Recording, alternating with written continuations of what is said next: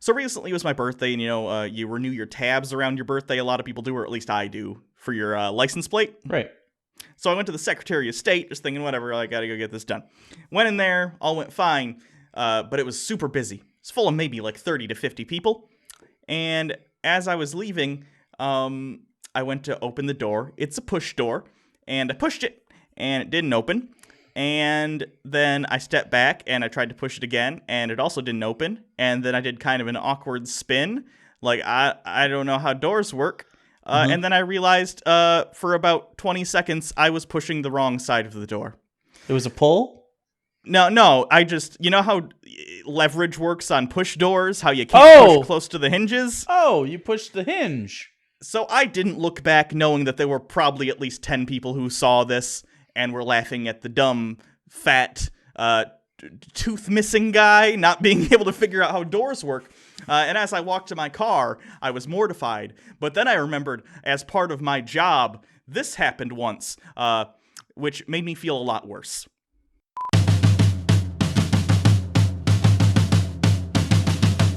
La la la la la la la la la la. Here we go.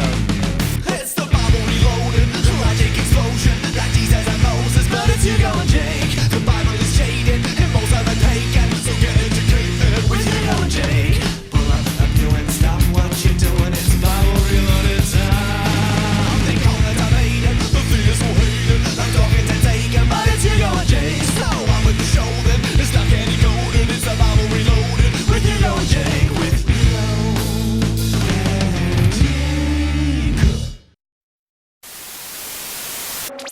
Hello everyone, I'm Hugo. And I'm Jake. And this is the Bible Reloaded. Ooh, that was real spicy. That was like I don't know, like the DC version of our show. Nice and gritty with a sepia filter. Martha! I'm Hugo! I'm Hugo. Jake. There's even a 1% chance. Anyway, today we're continuing. Well, what do you want me to say? There's even a 1% chance of dicks in this episode. We must destroy it. We must take it as an absolute certainty. I don't know why we're doing Christian Bale Batman. He doesn't even really do that. Anyway, we're continuing today with Isaiah. If you've been watching the series as of yet, you know we're kind of truncating this because it is so long. And this episode, it actually worked out pretty well. We're going to be reading starting in chapter 26, and there's basically a single paragraph, if you can call Bible verses and how they're structured paragraphs.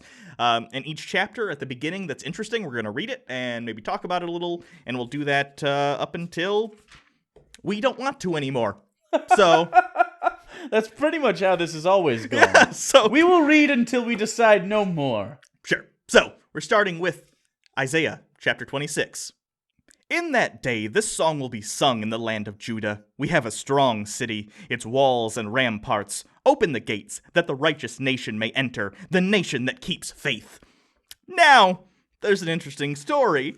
Oh, I see. Jake smirked at that because he already knows. Okay, there's an interesting story behind that particular verse in regards to American foreign policy, let's say.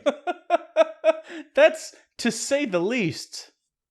For the youngins in our audience, which I assume like 50% of our audience are 8-year-olds who like stole their parents' tablet or something. Back in the olden days, during the, I guess I shouldn't say olden days, we're still in the Middle East.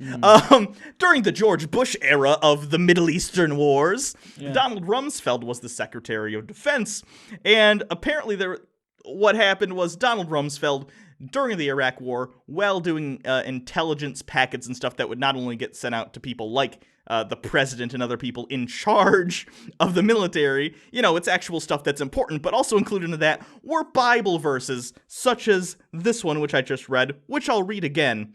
Open the gates, that the righteous nation may enter, the nation that keeps faith. Donald Rumsfeld is treating the Iraq War like a fucking crusade, and I'd just like to remind you people, a lot of the same people involved in that are in charge of the government now, so they're using this that we've been making fun of with dick jokes for 4 years to justify things. Yeah, yep. I feel a lot better about the door thing now that I know we're all gonna die soon. You know what? You know what's actually like a good way to really illustrate how long ago that was to people. Smartphones didn't exist, and most people, the best phone on the market was like the Blackberries with like the styluses. That was the best thing you could possibly get. And I was in 7th grade. Excuse me, sir. I am partial to the trackball because when I'm doing my messaging and emails on my business phone, I like to feel like I'm playing a bowling game from an arcade in the 80s. That was a very niche joke. If you got that, I'm proud of you. Next, we're moving on to chapter 27, Deliverance of Israel.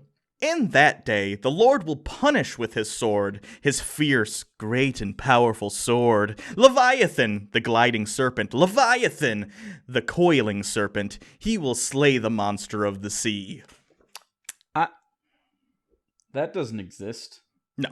A little bit phallic with the Lord's mighty sword and the slithering serpent. But beyond that, I actually just wanted to mention, we mentioned the Leviathan in previous episodes because it is often mentioned as this, I guess often's a little hyperbolic. It's mentioned several times in the Bible, in the Old Testament specifically, in regard to often end-time prophecy, stuff like that, or just the idea of this mythical, giant, lumbering, slithering beast in the sea. And you'll remember, if you saw our Creation Adventure team review, they actually also mentioned that, and other creationists use verses like these, not to say, oh, look at this metaphorical poetry thing, but to say, oh, look, there's dinosaurs in the Bible. Like a plesiosaur. Yeah. This isn't that. Like, Nope. Not okay. Pushing all of the actual scientific evidence aside. Oh, they have. I know. This doesn't it doesn't say dinosaur. It doesn't even describe it like a dinosaur. Like you could take this and be like, "Oh, coiling serpent. Giant squid." That looks like a serpent to people that are don't know shit, right? Maybe some giant eels. Maybe a barracuda looks a little bit like a serpent because it's like long. You know what I'm saying? Like it doesn't have to be a thing. Also, like some waves and stuff, the way those coil over, like tall waves when they crest and they spin, metaphorically are considered serpents. You see a lot of that imagery in Japanese culture as well because of the typhoon and the tsunamis and stuff like that. Like it's so unbearably metaphorical. It bothers me when people like Ken Ham take it literally and then make a park that costs taxpayers millions of dollars and then it fails because it sucks because no one wants to go to that shit.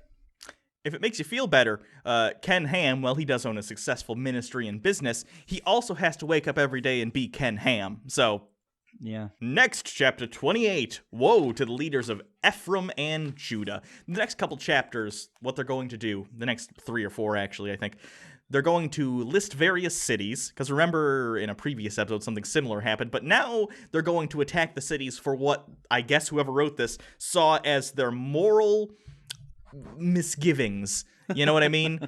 Sodom and Gomorrah had a list of things they did wrong, none of which included being gay as fuck. Did Sodom and Gomorrah have a list? When did it have a list? I don't even know. No. I mean the list that they think it had. Okay. Here's the wicked things they did. They were murderers and rapists and gay and idolaters. But really, it just said like they were wicked. Woe to the wreath, the pride of Ephraim's drunkards. The wreath, this is actually interesting. This is why I like reading the Bible. People sometimes ask, like, why do you care? But for one thing, it's funny.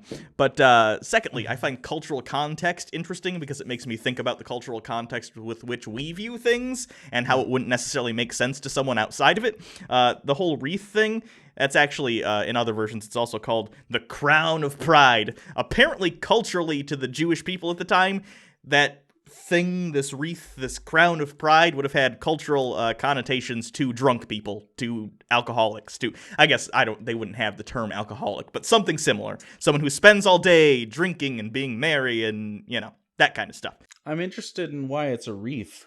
I don't know. That's the thing. I tried to look that up, too. I tried to look up exactly why, but the funny thing about when you're looking up Bible verses and trying to find context and commentary, it's all Christian commentary. Yeah. And surprisingly, Christians don't seem to be that interested in the actual context of the culture that wrote it.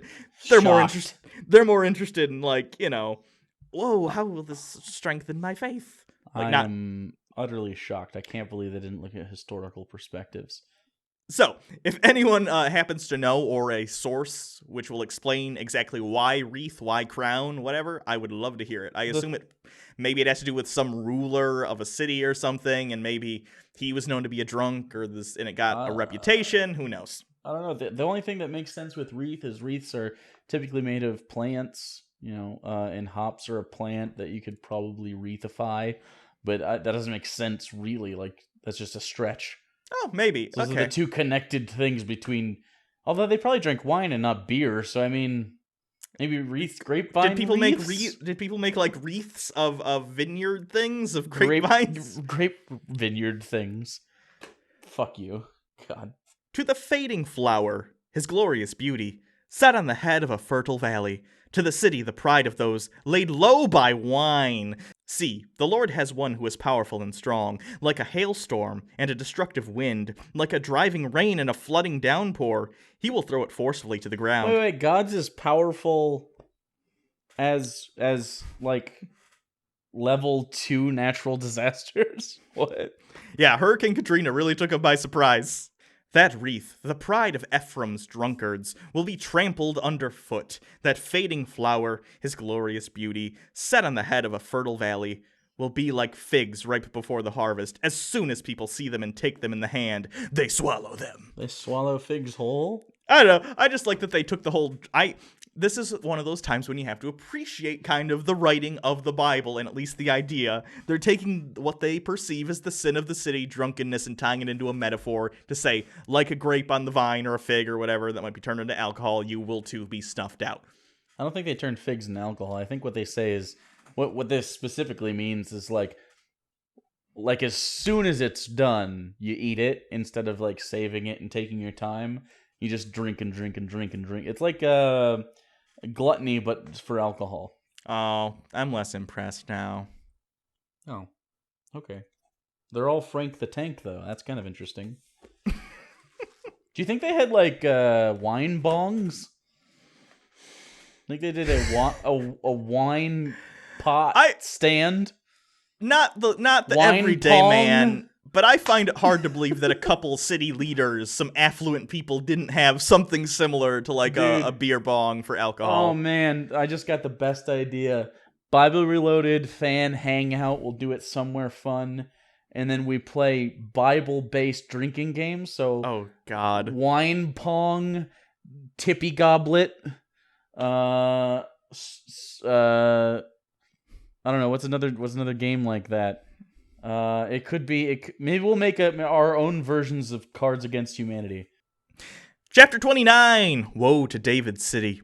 Woe to you, Ariel, the city where David settled. Add year to year, and let your cycle festivals go on. Yet I will besiege Ariel. She will mourn and lament. She will be more like an altar hearth. I will encamp against you on all sides. I will encircle you with towers and set up my siege works against you. Yeah, go ahead. Interestingly, altar hearth sounds similar in Hebrew to Ariel, so this is almost like a rap battle. That was meant to rhyme. That's fucking awesome. See, again, gotta appreciate some of that artfulness for the time. I mean, don't get me wrong, I don't think you should be getting your morals from this or any form of history other than people wrote this, what can we gather, as much as we can from other sources. But still, not bad. Arms are weak. Mom's spaghetti. I just ate mom's spaghetti. Gonna throw up. Arms are heavy. Chapter 30. Woe to the obstinate nation. Not even sure which one. Might just be a blanket for all obstinate nations. I don't know. Woe to the obstinate children. Wow. What a condescending way to treat other human beings, Bible. To those who carry out plans that are not mine, forming an alliance but not by my spirit, heaping sin upon sin, who go down to Egypt without counseling me. Every time you want to go to Egypt, you got to be like, hey, God, is it cool if I go to Egypt? And if my time as a Christian is anything to go by, you don't get an answer ever. So I guess no one's going to Egypt. You can't really make any decisions, can you? No, it's like that SpongeBob episode with the magic conch, but it just keeps saying maybe. I know a lot of people draw the comparison to an abusive relationship, but it genuinely is. Like, that's... Like, think about if just a person did that to another person whom they say they love but considers obstinate. No, but Jake, he made you, so he's allowed to do it. Battered housewife syndrome. That's like it's like battered housewife, Stockholm, and I don't know, like grooming. It's like all the signs of an abusive relationship. I know. It's so bad. Officer, you don't understand. Yeah, I locked the kids in the basement and set them on fire. But you don't understand. I made them with my cum. I can do that. Right. The only difference, really, between how I would make a person and how God makes a person is mine's a little slower. Just a touch slower. And wetter. It's wet. It's more wet. Why? Why what? Because he doesn't come? Or are you asking why I would even say that? I think it's the second one. I'm confused by what you just said. He doesn't have any more ownership over things he creates than I do. Sure. It's slower. The difference is that it's wet. Oh, I get what you're saying. Okay. You're talking about sex. I got it. Yes. Good. Probably would have gotten it if I'd ever job. had it. I hear it's great. But Pharaoh's protection will be to your shame. Egypt's shade will bring you disgrace. Though they have officials in Zone, and their envoys have arrived in Hanes, everyone will be put to shame because of people useless to them who bring neither help nor advantage, but only shame and disgrace. That's Man, us. they fucking hate people. Ugh. Well, to be fair, if you added us to any situation, we'd only bring shame and disgrace. I guess. I'm curious who they're actually talking about here. But see, they're talking about Pharaoh's protection, but they're talking about the obstinate nation. I don't think they're talking about Egypt here. Well, I think the They're idea here is if you have Pharaoh's protection, you are under his purview and not God's. Because remember, God is all-powerfully not powerful. He's the Jew person. He does the Jew things. And then Pharaoh's over there doing Pharaoh things. And if you take God to Egypt, he can affect it. But if not, like... You're looking for protection under the Pharaoh, who they saw as a god among men. So it'd be not really blasphemous, semi-idolatrous. Does that make sense? Yeah. Okay, good. I didn't know if it was the same. Like, did I have to make a metaphor about sex for you to not understand it? Or no, don't you understand? I just said I'd understand it less. Right. That's what I meant. Like, I'm just glad we're on the same page, bud. Chapter 31. Woe to those who rely on Egypt. Woe to those who go down to Egypt for help, who rely on horses. Those goddamn horse people. We get a real animal like this donkey over here. Real reliable. Doesn't gallop or none of that hibbly bibbly shit. Constant speed all the time. Top speed is the same as the minimum speed. I just find it hilarious that the Bible, which is supposed to be divinely inspired by God, is shitting on horses, which are quite possibly one of the most important domesticated animals in human history. Also, he made it. Right, aside from probably, like, livestock like cows. But for transportation, for a lot of human history, for a lot of places in the world, horses. Yeah. Or camels. Get some camel action. Yeah. Horses are more prevalent. They're more ubiquitous, I would think. I just used a big word. You guys get it. We're doing good today. I think I'm going to get, like, extra good boy points. Oh, yeah, man. You might be able to pee in your girlfriend's butt tonight. Ugh, I'm going to get so many chicken tendies. Yet he too was wise and can bring disaster. He does not take back his words. He will rise up against that wicked nation, against those who help evildoers. But the Egyptians are mere mortals and not God.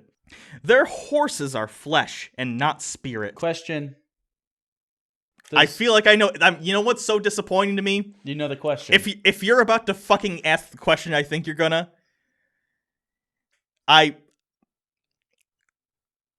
Go ahead. Are there spirit horses?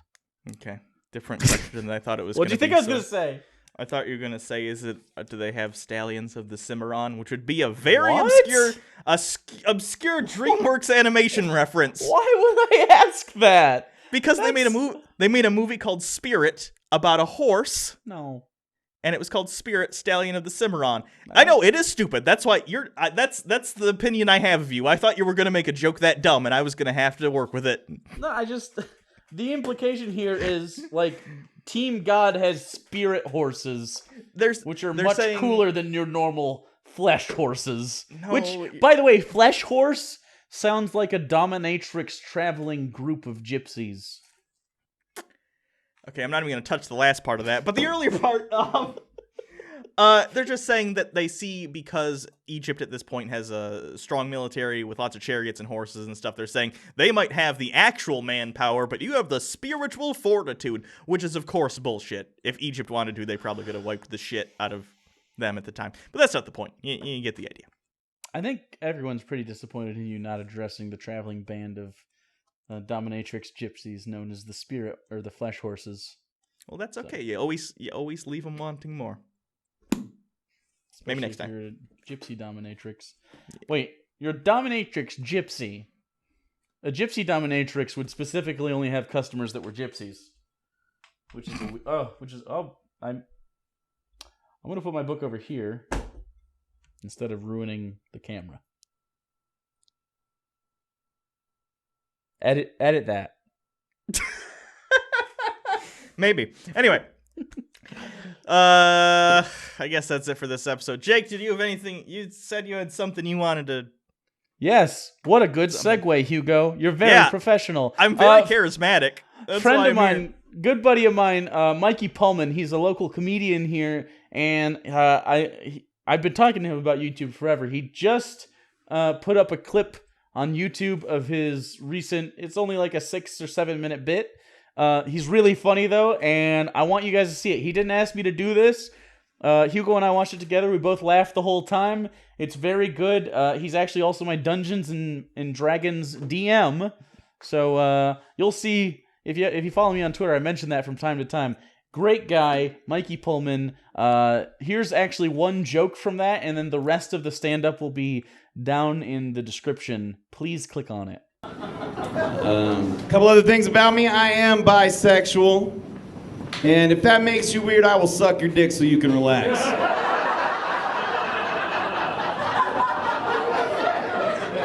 Because if there's one thing I learned about being bisexual, ladies, it's that blowjobs aren't very hard to do.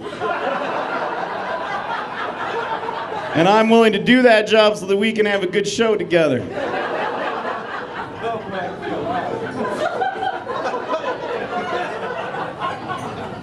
I wrote that joke so I could do it in front of rednecks up in the mountains here in the Pacific Northwest. It's like, it's all right, guys, I'm one of the good queers. I'll suck your dick.